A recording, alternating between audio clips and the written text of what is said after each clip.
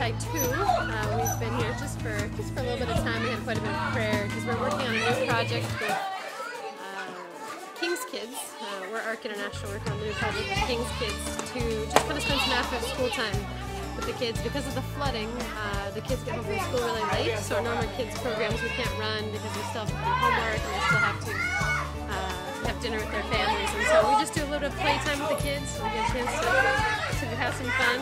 And so this is the community center. That's what the kids are doing here. And so the kids are in the community center. Some are napping.